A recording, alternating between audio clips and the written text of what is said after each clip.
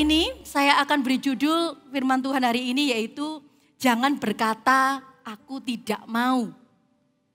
Kenapa? Seringkali ini juga perkataan penolakan kita ketika Tuhan menawarkan bahwa Tuhan rindu memakai kita luar biasa.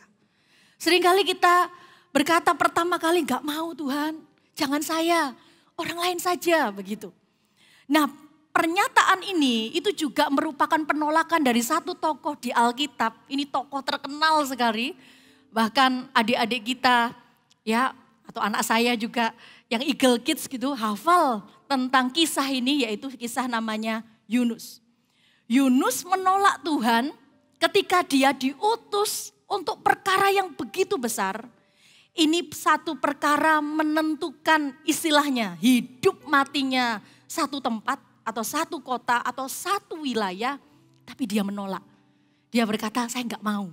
Bahkan terang-terangan dia menolak bukan hanya dengan perkataan, tapi juga dengan tindakan yang frontal atau tindakan yang nyata. Nah Yunus ini, kitab Yunus pasal yang pertama, ya mari kita buka sama-sama Yunus pasal yang pertama. Judulnya di situ Yunus mengikari panggilan Tuhan. Kalau kita belajar atau kita baca kitab Yunus, ini pelayanan Nabi Yunus khusus spesial terhadap satu kota yaitu yang namanya Niniwe. Dan jelas sekali di awal kalau kita lihat itu ada satu rencana besar. Rencana besar ini sebenarnya akan terjadi. Rencana besar itu adalah apa? Tuhan hendak dengan jelas menghukum atau menyatakan hukuman kepada Niniwe. Jadi Niniwe itu sedang dalam masa kritis atau bahaya sekali. Kalau kalian tanya Niniwe itu mana? Niniwe itu adalah ibu kota dari satu bangsa yang namanya bangsa Asyur. Bangsa yang kuat tapi terkenal kanibal dan terkenal sangat sadis sekali. Dan ini menjadi musuhnya bangsa Israel. Aneh ya. Kisah ini itu kalau kita berpikir kok bisa ya. Tuhan itu minta satu nabi dari bangsa Israel pergi ke negeri musuh. Padahal biasanya musuhnya harus diserang, dihabiskan begitu. Tapi kali ini itu kenapa kok tidak? Ini menunjukkan bahwa betapa Tuhan itu mengasihi. Tuhan itu hendak menunjukkan kasihnya itu begitu besar, Tuhan itu kasih kesempatan. Bahkan ini kota atau karena bahkan dosanya sampai istilahnya kekejiannya itu sampai ke telinga Tuhan. Maksudnya apa? Istilahnya begini, kejinya, rusaknya, hancurnya, dosanya itu amat sangat kalau bahasa Surabaya itu soro banget gitu, soro. Karena sampai seperti itu Tuhan itu hendak akan dengan segera tidak menunda sama sekali menghukum Niniwe. Ingat kitab Kejadian ketika Tuhan hendak menghukum kota Sodom dan Gomora. Ingat peristiwa itu? Yuk kita lihat dulu. Di Kejadian ya. Kejadian pasal ke-18. Kita lihat dulu yuk. Kejadian pasal ke-18. Nanti kita ketandai kitab Yunus. Kejadian pasal 18. Di ayat yang ke-16. Judulnya doa syafaat Abraham untuk Sodom dan Gomora. Ini juga kejadiannya sama. Tuhan itu hendak menghukum Sodom dan Gomora. Dan yang di Yunus Tuhan hendak menghukum Niniwe. Tapi yang heran begini. Tuhan itu bersedia melibatkan, ini ada sama-sama kota ini dalam kritis bahaya. Tapi Tuhan munculkan satu istilahnya kalau dalam cerita film itu lakon atau pemeran utama. Atau kalau boleh dibilang itu adalah istilahnya hero atau pahlawan. Tuhan munculkan, Tuhan pilih satu orang untuk istilahnya. Saya mau tanya kalau Tuhan mau selamatkan bisa enggak sih kira-kira? Enggak perlu orang begitu. Bisa enggak kira-kira? Oh sangat amat sangat bisa sekali. Itu saking bisanya sampai begitu. Jadi bisa banget tanpa orang tanpa siapapun, Tuhan yang jadi pemeran utama, jadi istilahnya jadi langsung aja tanpa perantara siapa, bisa saja. Tapi di dua peristiwa ini kalau kita lihat Tuhan itu mau melibatkan kita manusia. Untuk kepercayaan yang besar, kenapa? Supaya begini, supaya itu tujuannya adalah Tuhan itu menghargai kita. Kalau kita tidak dihargai, kita tidak akan dilibatkan, betul atau tidak? Ngapain begitu? Sudah effort, istilahnya sudah, apalagi kalau di kitab Yunus ada penolakan lagi. Enggak perlu, harusnya lebih mudah shortcut aja langsung, enggak perlu manusia. Tapi Tuhan enggak mau. Sampai nanti ya, Tuhan enggak akan mau, Tuhan maunya melibatkan kita. Karena kenapa? Karena kita diciptakan serupa dan segambar dengan Dia. Tuhan mau pakai kita. Di Sodom dan Gomora Tuhan berkata begini, Abraham nego, Tuhan kalau ada 50 orang benar. Tuhan kalau ada 40 orang benar. Tuhan kalau ada 30 orang benar, berarti kuncinya. Tuhan itu sedang mencari orang benar yang berdiri bagi satu tempat atau satu kota. Dan orang benar itu menjadi penentu. Satu kota ini dalam kondisi kritis, bahaya, mau dalam penghukuman. Itu seperti seolah-olah sebenarnya semuanya ada di tangan Tuhan. Tapi seperti seolah-olah itu diserahkan nih loh, tanggung jawabnya ada di kalian begitu. Berarti sepenting itulah peran kita. Sepenting itulah Tuhan, sebesar itulah kepercayaan yang Tuhan mau berikan. Bahkan terakhir kalau ada 10 orang benar aja Tuhan gak jadi loh. Menghancurkan kota itu. Sama juga dengan Niniwe. Mari kita kembali lagi ke Yunus pasal yang pertama. Yunus itu dipilih jadi, Tuhan itu konsisten dulu, sekarang sampai seterusnya. Ayo Tuhan ingin kita jadi apa? Penjala manusia. Tuhan ingin kita jadi apa? Jadi terang dunia. Tuhan ingin kita jadi apa? Jadi garam dunia. Yunus pun juga dipanggil demikian. Kita pun juga dipanggil demikian. Jadi muncul satu orang ini bisa menjadi garam, bisa menjadi terang, bisa menjadi penjala manusia. Maksudnya ada otoritas, ada kepercayaan. Tuhan itu share kepercayaan yang begitu besar. Kepercayaan ini beresiko sekali loh. Resiko untuk Tuhan mempercayakan perkara yang besar kepada kita manusia yang penuh keterbatasan dan kelemahan dan kekurangan dan ketidakmampuan dan kejatuhan. Itu besar sekali. Tapi Tuhan tetap mau. Di Yunus pun juga demikian. Tapi di kisah ini menunjukkan bahwa Tuhan itu ingin pakai, rindu pakai kita. Kita yang gak bisa apa-apa tapi Dia rindu pakai kita. Tapi seringkali kita ngerti itu aja karena kasih karunia Tuhan. Seringkali kita berkata, gak mau. Jangan saya, orang lain aja. Yunus pun juga. Gak mau Tuhan, tidak mau. Yunus punya alasan. Kita pun juga punya alasan. Kenapa kita gak mau? Kita mungkin berpikir begini, ayo ke sekolahmu, ayo ke kampusmu. Deketi temanmu itu. Doakan, berdoa setiap hari. Aduh. Kita mungkin berkata, orang menjengkelkan seperti itu harusnya dihukum, begitu ya. Kita bilang, kalau perlu hukuman petir, hukuman apa lagi? Wah kita sebut semua hukuman yang menyiksa begitu, karena orang itu layak. Nah sama juga dengan kota Niniwe ini. Ketika Tuhan berkata, aku pergi ke Niniwe. Tuhan berkata kepada Yunus, Yunus bisa protes gini, Tuhan, kota itu ya Tuhan, harusnya dihukum, dibinasakan, dihancurkan. Itu sudah apa istilahnya kalau udah bilang, itu seharusnya, sewajarnya. Bisa dia berprotes seperti itu. Tapi dari sini kita melihat sehancur-hancurnya bagaimanapun kondisinya. Serusak-rusaknya seperti apa. Tuhan masih menawarkan kesempatan terakhir bahkan. Dan pernahkah kita berpikir, kita ini bisa jadi kesempatan terakhir loh buat orang lain. Kesempatan terakhir, namun juga kesempatan yang sangat-sangat menentukan. Beberapa kali dalam pelayanan saya, ketika saya diminta mendoakan orang, beberapa kali itu saya melihat orang itu di ujung, istilahnya saya seperti kayak mengantar orang itu mau meninggal gitu. Benar-benar menentukan begitu.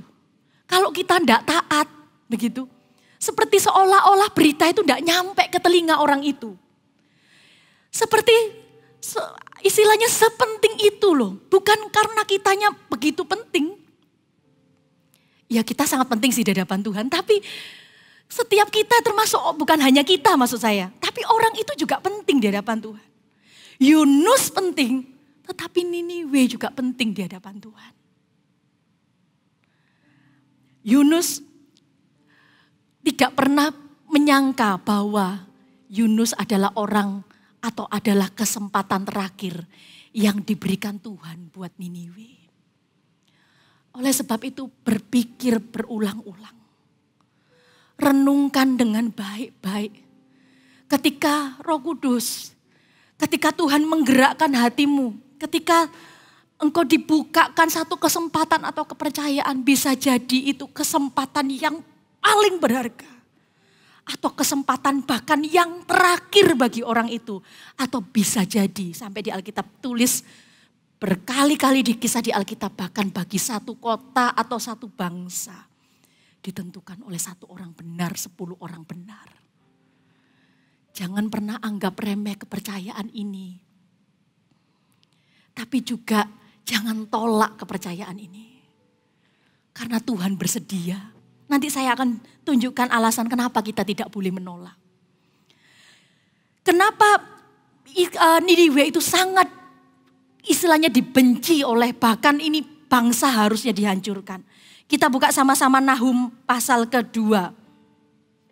Nahum pasal yang kedua ayat 13. Nahum pasal kedua.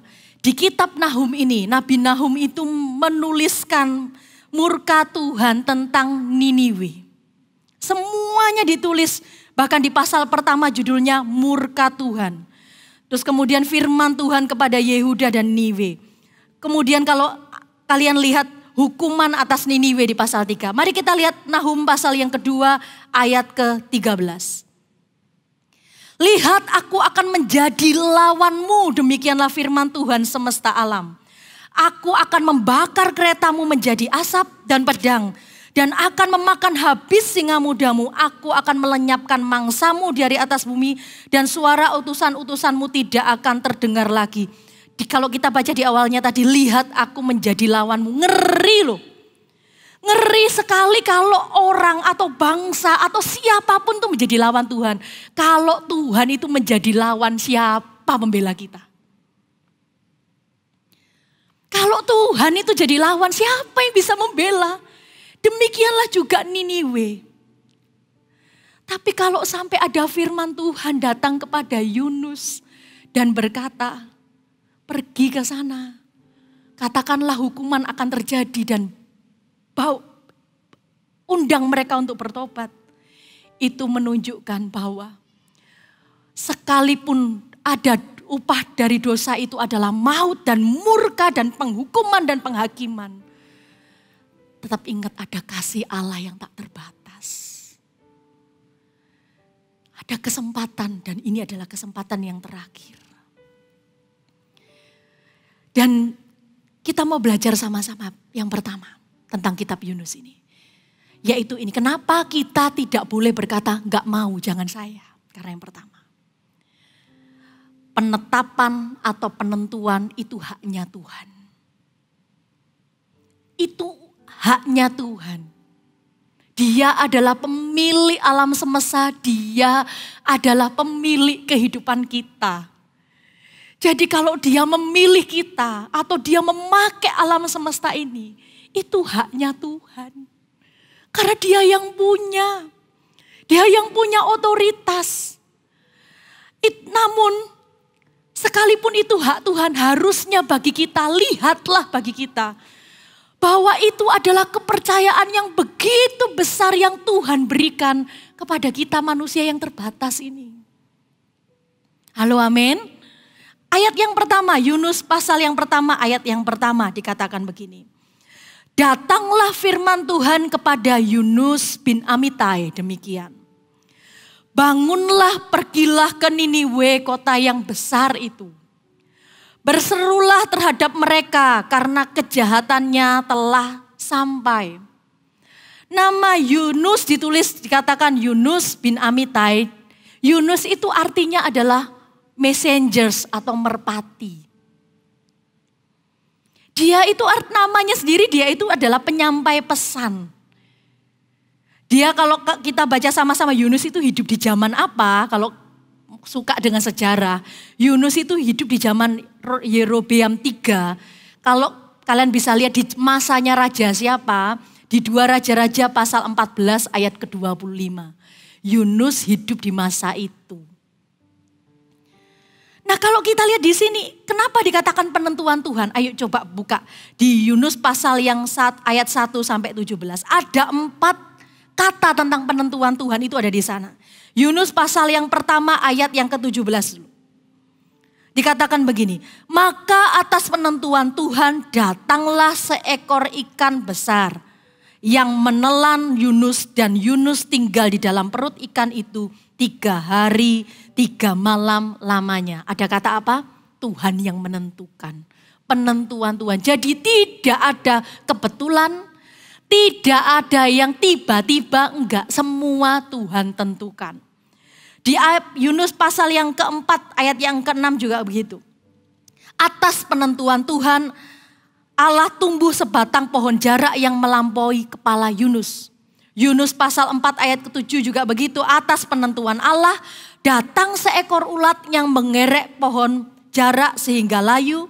Dan Yunus pasal ke-4 ayat ke-8 dikatakan atas penentuan Allah bertiuplah angin timur yang panas dan terik. Jadi kalau sampai kita dipilih Tuhan, itu Tuhan yang menentukan. Tuhan yang menetapkan. Dan kata penentuan itu tahu artinya apa? Kalau dari bahasa aslinya itu artinya adalah ditasbiskan. Disahkan. Jadi kalau kita dipilih itu bukan sekedar ya Anda, ya kalian, ya kamu, bukan. Tapi benar-benar Tuhan katakan sah, orang ini dipilih. Jadi bukan Tuhan itu iseng, tidak, Tuhan sedang melakukan perkara yang begitu serius terhadap kita. Bahasa aslinya adalah manah, yang artinya tadi ditahbiskan. Istilahnya diresmikan, seperti kita itu menjabat di posisi kalau zaman dulu itu sebagai nabi, sebagai imam, atau sebagai pengantara antara manusia dengan Allah. Itu loh posisi kita. Itu kepercayaan. Jadi jangan pernah kita sepelekan dan ingat ini. Itu kedaulatannya Tuhan. Seringkali kita lupa, kalau kenapa kita berkata jangan saya, kita lupa. Yang punya hidup kita itu Tuhan. Seringkali kita merasa saya pemilik hidup saya sehingga terserah saya dong. Saya mau menolak juga enggak apa-apa, itu kan hak saya. Kalau saya misalnya, saya enggak mau dipakai Tuhan, itu kan hak saya, ini kan masa muda saya. Ketika Yunus juga menolak, dia lupa bahwa hidupnya adalah miliknya Tuhan. Dan Niniwe juga miliknya Tuhan. Kalau kita berani nolak Tuhan, jangan saya Tuhan, kita lupa bahwa kita ini adalah miliknya Tuhan. Lalu, mari katakan sama-sama dengan saya adalah miliknya Tuhan. Tengok kanan kiri Anda, katakan, kalian adalah miliknya Tuhan, kamu adalah miliknya Tuhan. Jadi, kedaulatan Allah, ini kedaulatan Allah, namanya Allah berdaulat, Allah berhak menentukan. Bahkan Allah berdaulat, kalau kita baca kitab sepanjang kitab Yunus ini, Tuhan itu bukan hanya berdaulat atas manusia, tapi Tuhan itu juga berdaulat atas alam semesta. Ikan diperintahkan, telan Yunus, ikan nurut. Betul atau tidak? Angin diperintahkan, datang angin bertiup, mengguncang kapal itu, angin nurut. Dan seringkali yang tidak tunduk bukan alam semesta. Yang tidak tunduk bukan hewan-hewan. Seringkali yang tidak tunduk adalah manusia. Alam, hewan ketika Tuhan perintahkan langsung yes, ya. Jalan tidak menunda-nunda, langsung bersegera. Betul? Ketika Tuhan perintahkan ikan datang, telan Yunus, telan datang. Angin bertiup kencang, bertiuplah angin tidak menunda. Yunus pergi ke Niniwe, pergi ke Tarsis. Nolak, malah pergi. Dikatakan di ayat yang berikutnya kita lihat sama-sama. Di ayat yang kedua dikatakan begini. Ayat yang ketiga, tetapi Yunus bersiap untuk melarikan diri ke Tarsis, jauh dari hadapan Tuhan. Ia pergi ke Yafo dan mendapat di sana sebuah kapal yang akan berangkat ke Tarsis. Ia membayar biaya perjalanannya, lalu naik kapal itu berlayar bersama-sama dengan mereka ke Tarsis. Ingat 2 kali dikatakan jauh dari hadapan Tuhan. Padahal ada satu lagu gini, kemanakah, tahu lagu ini? Aku dapat, ini lagu jadul maaf. Pergi menjauhi rohmu Tuhan. Kalau yang bisa nyanyi, ku berlari mendaki ke langit. Namun engkau ada di sana. Yunus lupa, dia gak bisa lari dari Tuhan. Tuhan ada di mana-mana. Dia berpikir ketika dia lari dari Niniwe, dia ke Tarsis, dia berpikir dia akan jauh daripada perintah Tuhan, jauh daripada panggilan Tuhan. Padahal Yunus itu sudah ditentukan dari awal harus pergi ke Niniwe dan Yunus adalah nabi Allah. Kita ini ditentukan dari awal, Tuhan dari dulu, sekarang sampai seterusnya nanti tidak akan berubah. Kita adalah garam dunia, kita adalah terang dunia, kita adalah penjala manusia, itu tidak akan berubah. Atas penentuan Tuhan, Tuhan mau pakai kita yang mau katakan yes. Halo? Tapi ingat hal ini, kenapa kita tidak boleh berkata tidak mau? Karena begini, penolakan itu merugikan diri kita sendiri. Dan penolakan itu membuat terjadi penundaan waktu. Yang rugi ketika kita menolak itu adalah siapa? Bukan orang lain. Karena sebenarnya kalau sampai nih akhirnya Yunus terus menolak dan terus benar-benar tidak mau. Dia berkata, no, nehi, kusi-kusihe, apalagi bahasanya ya. Dia sebut semua bahasa pokoknya tidak. Semua dia berkata tidak mau. Dan dia benar-benar menolak. Sampai mungkin bisa jadi dia meninggal atau dan sebagainya. Tuhan bisa pakai orang lain gak? Bisa. Tuhan bisa pakai alam tiba-tiba datang ke Niniwe dengan angin bertiup dengan kencang. Dan berkata ada suara di angin itu, Niniwe, Niniwe. Kotamu akan dihukum dan dari ini bertobat dan datanglah. Kira-kira bisa seperti itu? Bisa. Sehingga ketika sebenarnya Yunus menolak kepada Tuhan, itu merugikan dirinya sendiri. Kenapa? Karena rencana Tuhan yang besar, matanya melihat sebuah kebangunan rohani yang besar atas kota Niniwe, dia tidak bisa melihatnya. Dia tidak bisa menjadi saksi, dia tidak bisa berjalan dalam ketaatan dengan Allah. Yang rugi siapa? Yunus. Dan orang di sekelilingnya dan terjadi penundaan waktu. Ayat yang keempat, tetapi Tuhan menurunkan angin ribut ke laut, lalu terjadilah badai besar, sehingga kapal itu hampir-hampir terpukul apa? Hancur. Bahkan kalau kita baca ayat di ayat-ayat berikutnya, orang-orang pada bingung. Mereka mulai menyembah Tuhannya masing-masing. Betul? Mereka mulai tolong.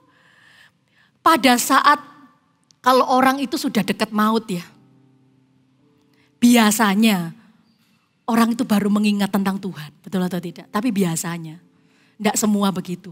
Ada yang tetap bersikeras, enggak itu tetap ada. Jadi, kalau kalian hari ini bertobat sejak masih muda, itu kasih karunia. Jangan dikira kalau orang itu, oh nanti aja, kalau sudah tua saja baru bertobat. Belum tentu loh. Belum tentu, bahkan orang yang tua dan kemudian orang itu sudah maut, sudah mendekat, maka orang itu bertobat juga belum tentu. Jadi kalau sampai ada respon pertobatan itu karena kasih karunia Tuhan. Kita juga sudah tahu kisah Niniwe bukan? Apa yang terjadi ketika Yunus taat, apa yang terjadi? Yunus cuma berseru berapa hari lamanya dia berseru. Dia berseru bertobat, kota ini akan dihancurkan, bertobat. Tuhan akan menghukum kota ini kalau engkau tidak bertobat. Tidak disangka bangsa yang sadis, yang kanibal, yang istilahnya rusak, jahatnya semata. Dengar kata itu saja, mereka bertobat semua loh. Mereka taruh abu di kepala mereka, mereka berpuasa semuanya. Bahkan ternak disuruh puasa. Sampai hewan ikut berpuasa. Untuk menunjukkan betapa mereka mau merendahkan diri di hadapan Tuhan dan berkata, ampuni dosa saya, jangan hukum kami ya Tuhan. Karena kenapa? Bagian kita itu adalah berjalan dalam ketaatan. Urusan berikutnya itu urusannya Tuhan. Kita sering berpikir susah orang itu dijangkau, susah orang itu diinjili. Aduh, mau didoakan bertahun-tahun. Memang betul ada orang-orang yang butuh didoakan lama, ada loh. Ada beberapa orang, ada satu orang yang belum kenal Tuhan. Saya itu berdoa buat orang tersebut bertahun-tahun. Kalau enggak salah seingat saya sekitar 7-8 tahun. Akhirnya orang itu bertobat. Tapi tahu gak? Ketika orang itu bertobat, hati saya pun turut bersuka cita. Dan saya mengerti, saya tahu sedikit. Karena saya tidak bisa merasakan hati Tuhan yang semikian sempurnanya. Tapi saya percaya Tuhan jauh lebih bersuka cita daripada saya. Hal itu tidak akan saya alami. Kalau saya tidak juga belajar berjalan dalam ketaatan untuk terus mendoakan orang tersebut. Terus bersaksi untuk orang tersebut. Ketika dia dibaptis, bertobat, wah langsung saya yes gitu. Apalagi di surga dikatakan ada sukacita besar satu orang bertobat. Satu orang diselamatkan. Nah apalagi di Niniwe, seluruh kota itu bahkan sampai ternaknya dikatakan mereka merendahkan diri di hadapan Tuhan. Apa enggak ada sukacita yang besar di sana? Kalau Yunus terus menolak, dia enggak akan melihat hal itu. Sama juga dengan kita. Kalau terus kita argumen sama Tuhan, ngomong enggak mau Tuhan, orang lain saja, enggak mau Tuhan. Ada banyak hal indah yang mata kita ini, yang harusnya kita lihat dan itu tidak bisa dibeli loh. Kita tidak bisa putar lagi kembali ke waktu itu dan berkata, saya mau lihat pemandangan itu, yaitu apa? Di mana orang-orang mengalami Tuhan, bertobat, orang hidupnya diubahkan di depan mata kita menjadi saksinya. Itu enggak bisa dibeli, itu tidak bisa ditukar dengan apapun. Itu atas penentuan Tuhan. Sehingga kalau kita dilibatkan oleh Tuhan untuk kepercayaan yang besar ini kasih karunia. Halo amin. Itu kasih karunia. Beberapa kali ada saya kenapa bisa sharing begini? Beberapa waktu yang lalu saya mendoakan ada satu keluarga yang belum kenal Tuhan. Di situ saya mulai menginjili, saya cerita tentang Tuhan Yesus. Bagaimana kasih Tuhan. Dan ketika satu keluarga ini bertobat, sukacitanya bukan hanya dialami oleh yang tersebut. Kita ini juga sukacita. Nah Tuhan izinkan kita mengalami hal itu. Dari situ Anda mengerti bahwa hidup kita itu berguna, berarti loh. Lebih daripada apapun. Ternyata kita bisa mengalami arti hidup yang sungguh-sungguh ketika kita bisa lakukan dua hal ini. Kita bisa mengasihi Tuhan dengan segenap hati. Kita bisa mengasihi sesama dengan segenap hati. Nah tapi itu tidak akan terjadi kalau kita nolak Tuhan dan berkata, saya mau hidup buat saya sendiri. Urusan orang lain. Yunus pun juga berpikir, gak patut. Niniwe ngalami seperti itu, gak patut. Sampai akhirnya dikatakan, ayo kita lihat sama-sama di ayat yang ke Yunus pasal yang keempat.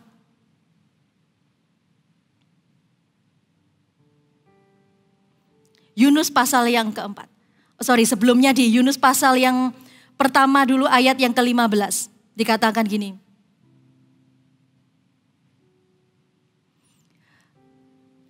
Kemudian Yunus pasal pertama ayat 5. Kemudian mereka mengangkat Yunus lalu mencampakkannya ke dalam laut.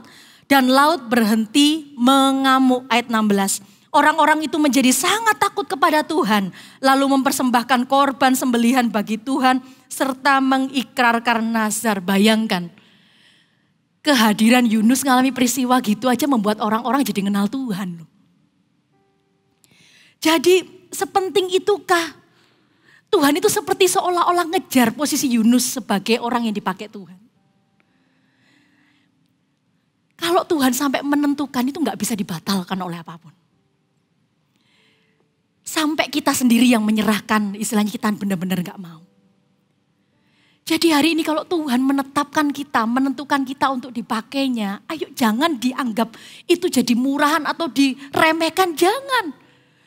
Peganglah itu sebagai hal yang berharga, karena kenapa? Ketaatan kita itu menentukan nasib banyak orang loh. Tidak pernahkah engkau pernah berpikir bahwa ketika engkau misalnya menginjili satu orang atau mendoakan satu orang, taat deketi satu orang, orang itu pertama bertobat, kemudian dia ajak temannya, ajak keluarganya, ajak. Orang ini sungguh-sungguh bisa bayangkan berapa orang di belakangnya yang mengikuti pertobatannya. Bisa bayangkan kalau ada semakin begitu banyak, ada berapa banyakkah orang diubahkan lewat kehidupan kita. Jadi jangan pernah sia-siakan kepercayaan ini. Sama juga dengan Yunus.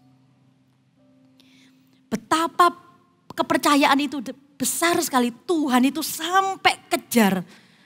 Bahkan alam aja sampai dikatakan setuju atas penentuan Tuhan. Sampai Yunus sama alam itu juga dikejar.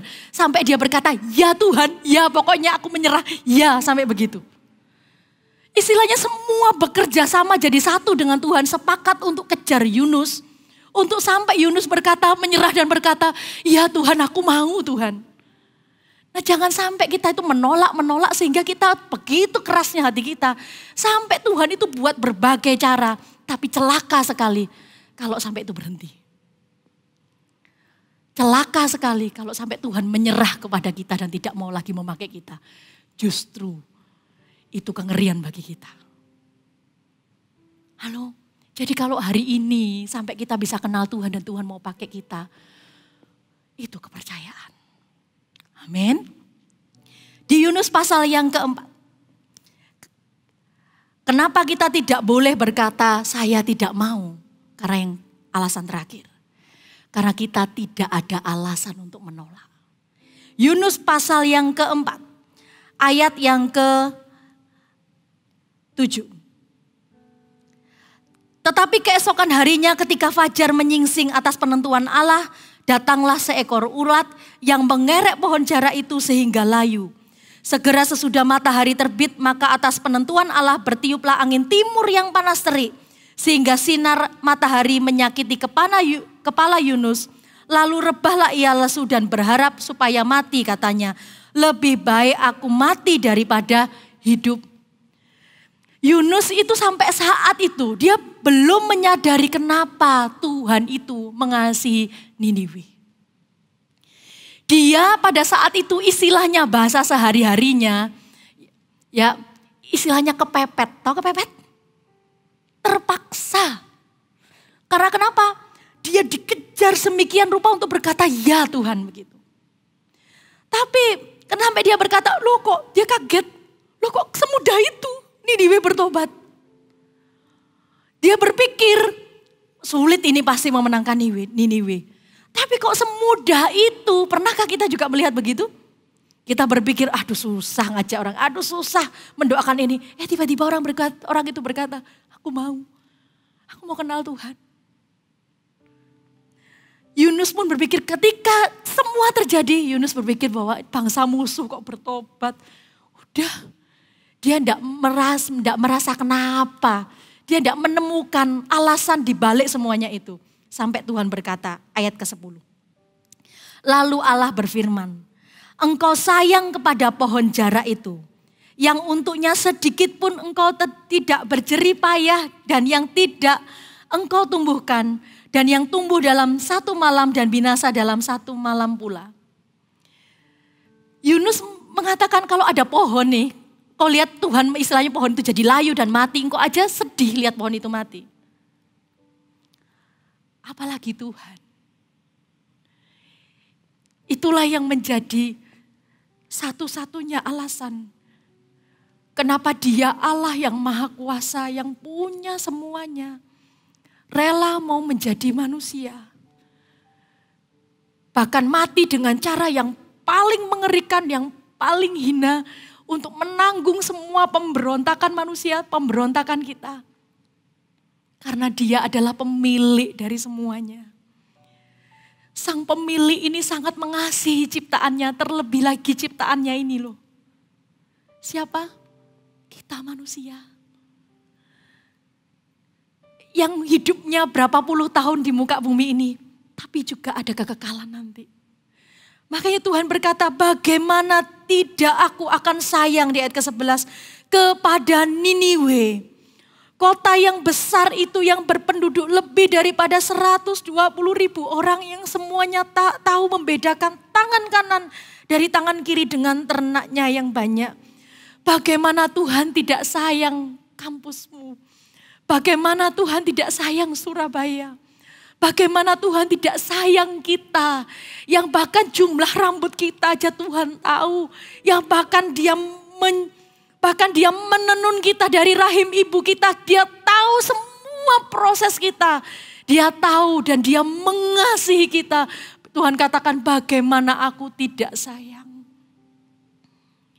Dan bagaimana kita bisa minta hati seperti itu sehingga kita berkata aku mau Tuhan. Dan kita tidak berkata tidak aku tidak mau. Tapi kita berkata yes saya mau. Kita bisa minta hati itu kepada Tuhan.